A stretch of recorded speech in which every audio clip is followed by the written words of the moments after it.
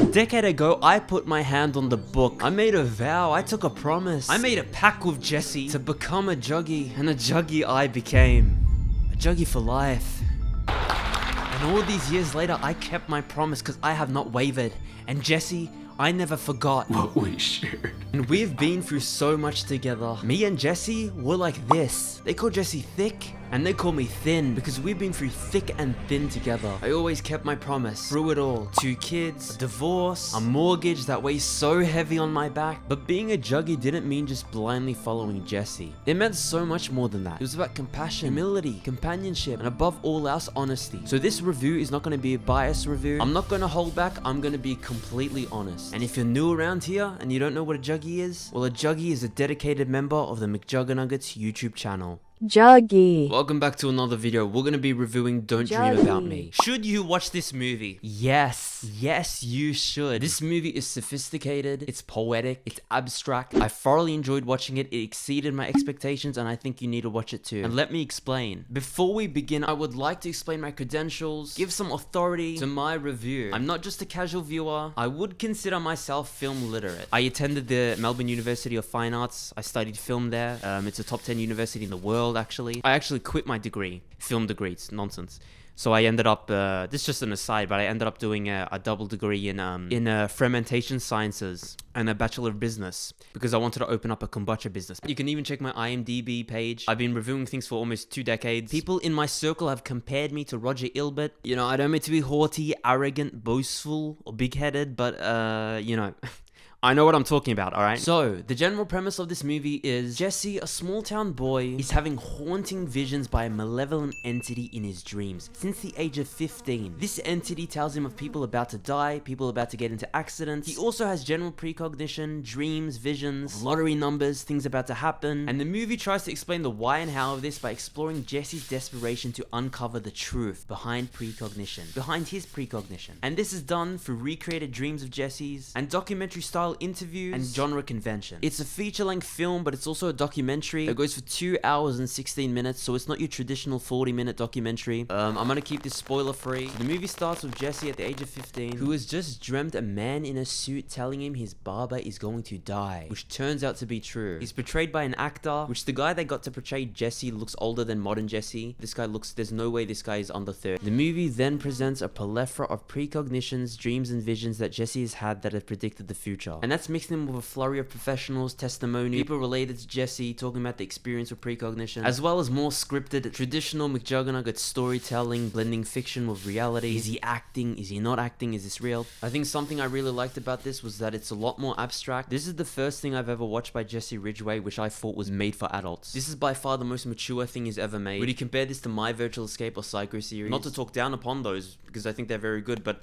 they were targeted towards children. I could not imagine a 10-year-old watching this movie and enjoying it at all. You know, my 8-year-old wouldn't even understand what's going on. They'd be confused. What's precognition? Much more subtle storytelling here. It's such an evolution and step up from everything Jesse has made before. If you like A24 movies, you're probably like this. It's definitely not sort of the dumbed down entertainment you see these days. It has more of that slower, sophisticated A24 feel to it. You know, I think there's a general dumbing down in movies the last 40 years and popular culture in general. I think a good example of this are the Rocky movies. You've seen the first 2 Rocky movies compared to the third. The third is really, really stupid. I think there's a switch between Rocky 2 and Rocky 3. Since Rocky 3, they've continued on this stupid trajectory, and I think that's why A24 movies are so revered and there's such a big audience for those movies, because it's sort of a return to form of the slower, more sophisticated, subtle, abstract storytelling that there was before, pre-1980s. The cinematography is very good. It's very cool to see Jesse in this format. He's really stepped it up. This isn't some lame YouTuber movie, and that can't be stressed enough. You can feel the enthusiasm and the passion coming off this thing when you're watching it. You can tell that there's a lot of effort put into this, a lot of tender love and care. You know, I don't mean to talk down on My Virtual Escape, but you don't have Swift's finger.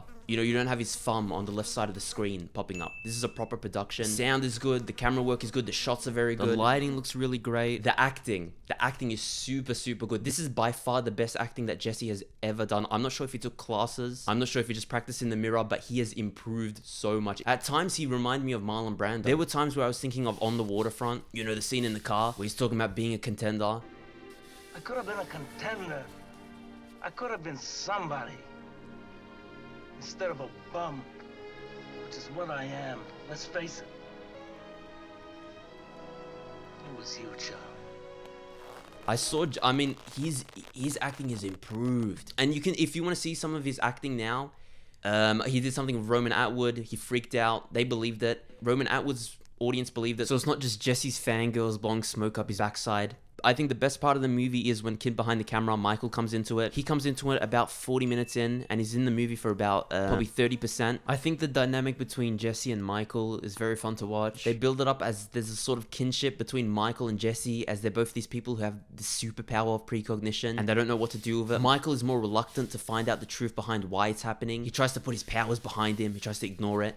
And Jesse runs forward towards it. He's trying to find out what it's all about. I like the duality they create between them. I really like this scene where they talk about how ironic it is that two people who tell fictional stories for a living are the ones who have this ability. But those scenes with Michael are by far the best. There's one part that I really like. There's this sort of, they're having like a precognition showdown. It's sort of absurd, but there's this part where Michael has this book where he writes all his precognitions down. Jesse flips through a page and he finds this page which talks about him suiciding. I don't think it's funny at all, but it's so absurd. Jesse's having precognitions about Michael dying, and Kid Behind the Camera is having precognitions about Jesse dying. And he flips this page and he's like, Michael, what is this? It talks about how I'm going to suicide. And Michael's like, no, Jesse, that's a movie idea. And Jesse has a good explanation for why he thinks that's a precognition. Because he's like, well, you think it's a movie idea, but really you're getting precognitive thoughts that you were incorporating into movie ideas that are really thoughts about the future. But it's not a funny movie. There's nothing really funny about this. Nothing. It's very serious. And I thought that was very good, very new, very different from everything else he's made. The fact that Jesse's a YouTuber is mentioned in this movie, it plays into the story, but it's not tacked on. You don't need to know or care about that he's a YouTuber. They're not making references to the Psycho series every 10 seconds or anything like that. It's its own isolated thing. It works as its own isolated thing. The fact that the movie is 2 hours long and really explores this idea, I think worked perfectly. I think it worked perfect. I think lots of people are going to complain at the longer interviews, and it's definitely a stylistic choice that Jesse Ridgway has chosen, and I think it works very well, the more fleshed out interviews. There's some guy they interview, he's a precognition author, he writes a precognition book. In a traditional documentary, you're getting 30 seconds. They flesh this thing out, they go for 7 minutes, and it works so much better. Alright, I want to talk about the biggest problem with this movie. The movie is very good, you have to watch this. The movie is only $5. Take out a loan if you have to. Alright, so my biggest problem with this movie, the only fault of it, and I have to say it, is the crying. There is so much crying in this movie. It is unbelievable. And I'll tell you what the problem with the crying is. Now, the crying happens on average about every 5 minutes, if not more. I was 45 minutes into the movie, and he had cried 9 times. If you're watching this movie in full, he's crying 26 times. It is insane the amount of crying there is in this movie. It's insane. If the crying is genuine, you know, I don't mean to bring down Jesse. I mean, there's nothing wrong crying, cry if you want. But it's not genuine all the time. He's clearly acting. There's one scene in particular that gets very confrontational with a scientist, which I didn't really understand, because Jesse's getting confrontational with a scientist and he's like, you know, you're not taking this seriously, you're coming late to our classes, but Jesse's on his time. The whole thing is definitely scripted there, because even Michael's being like blatantly disrespectful to the scientist and he's like, this is useless, this isn't working, which no one in real life would do that, especially if you're on their time. And Jesse cries in that scene, he breaks down, which to me means basically all the other crying is probably fake as well. He's probably reaching into somewhere real, and we know he has it in him. We saw with the Roman Atwood when he breaks down, he can do it, and he can do it very well. The problem with the crying is, it's cheap. It detracts from the depth of the movie. When he cries at everything, it detracts. As a viewer, I can't take anything from him when he cries. All I can take is he is sad. This happened, and Jesse is sad at this. At the beginning, the crying was alright. You know, I was like, oh, this is very sad. He's explaining sad things. It's slightly disturbing as well. This malevolent sort of being, this entity that's telling him people are going to die. It's disturbing. And I was like, this is sad. But you're 30 minutes in, he's cried 6 times at this point. 6 times he's cried. It's so repetitive. There's this part where a person that he precogged was gonna die and he thought died actually didn't die. Now the rest of the movie, he cries. So you're like, Jesse's gonna cry at this when he finds out this guy didn't actually die. But he doesn't cry. And he becomes a bit withdrawn, a bit standoffish, a bit aloof. He gets angry. He actually gets angry when he finds out this guy didn't die. And it's like, whoa. He's kind of pissed that this guy didn't die, and he's confused, like, what do you mean he didn't die? And as a viewer, I can extract so much more from this, because it's like, this shows how desperate Jesse actually is, because now he's even more confused as to what is going on, because his precognition is wrong. This guy is so desperate, he kind of wishes the guy he thought died did die, rather than, oh, Jesse is sad because he doesn't understand. Jesse is crying. He doesn't understand. The idea that he's so desperate to find out that he's actually slightly angry that this guy didn't die is so much more impactful. This is what I mean by the crying takes away. It would be so much better if he didn't cry in every scene. And he has it in him because he has the range to put out this different emotion, but he seems to always result in, all right, this is gonna happen, I'm gonna cry. And as a viewer, it's so repetitive. The crying so much. I'm not exaggerating. It's every 5 minutes he cries again. You know, another minor gripe. It's not even a gripe.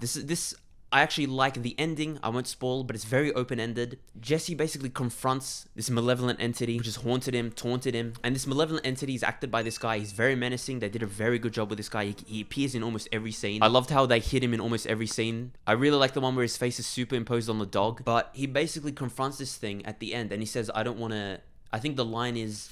And the acting is very good. He's very super... I've never seen Jesse act like this. Super good. It's so cool to see him from the Psycho series to act now. It's so well done.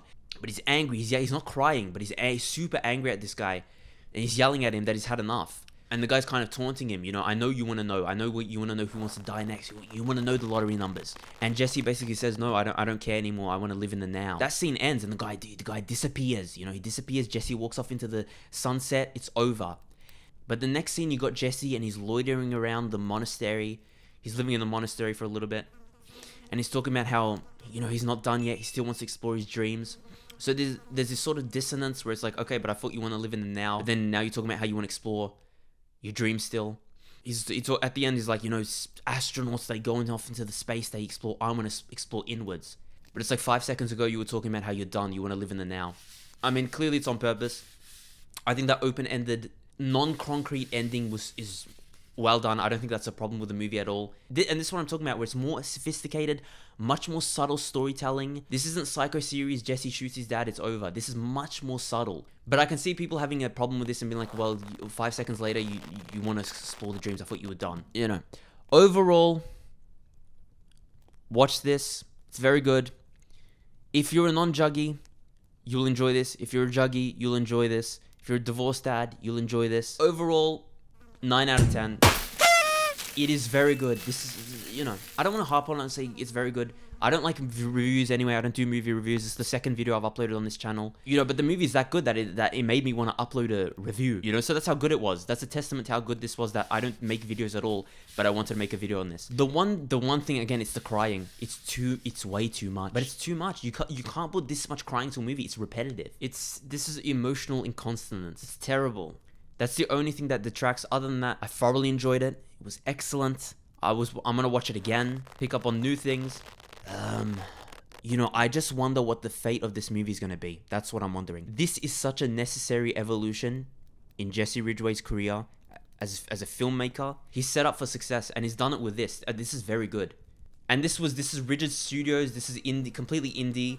I think it cost $600,000 to make, which is miraculous that they made it for that much. There's music videos that cost $1 million to make, filmed in abandoned warehouses. I don't know if this movie is going to make its money back. I mean, it's going for $5. A percentage of that profit is not going completely to Jesse. It's going to some of the distribution services. I mean, unless this movie gets a cult following, it blows up, I think it's just going to be the juggies watching. I wish it just wasn't the juggies, but I feel like it's just going to be the juggies purchasing and watching this movie. Which is sad, because it deserves to be watched by non-fans. Unless it was put onto something like Netflix, which I think it can be. It's definitely Netflix quality. But if it just stays like this and it's just to rent, I mean, I don't think this guy's making back his money at all. Some of the new McJuggerNuggets YouTube videos got like 50K, which is insane, for a 4 million subscribed YouTube channel. That's like what is that? That's like 2% of his audience watching his videos. I mean, even if 100,000, it would take basically 100,000 people to rent them, more 150,000 people to rent the movie for $5 to make his money back, right? Is that right? What's 500? You know, I don't mean to be hateful, but I don't think that's gonna happen. I don't think, you know, I hope I'm wrong. I really hope I'm wrong. I really wonder what the fate of Jesse is going to be. I wonder what the fate of this movie is going to be. Best case scenario, I think this is going to further Jesse's film career. And, you know, I can 100%, this is such an evolution. I can see him directing Hollywood movies, 100 million budget movies, making billion-dollar profits in the future. I can definitely see if he continues on this path. There's no way. I hope people in Hollywood see it. It would be such a letdown if Jesse returns to making narrative vlogs. I think that's a letdown. I think that's To me, that's de-evolving. To return to that after making something like this, it would be a letdown. I think the only thing now is up. This shows Jesse can direct an A24 movie. He definitely has it in him. He's proved it. It'd be so cool in 20 years, less, you know, a decade from now, you know, to see a McJuggerNuggets movie on the big screen. For him to become to move from YouTuber to proper director, and he's made that. That's the thing. This is a big movie for him because he's made that transition with this movie. He's no longer just a YouTuber. He's definitely a filmmaker, director. He's earned a new title, I think. If you're a fan of the McJuggerNuggets cast, it's got heaps of references in here.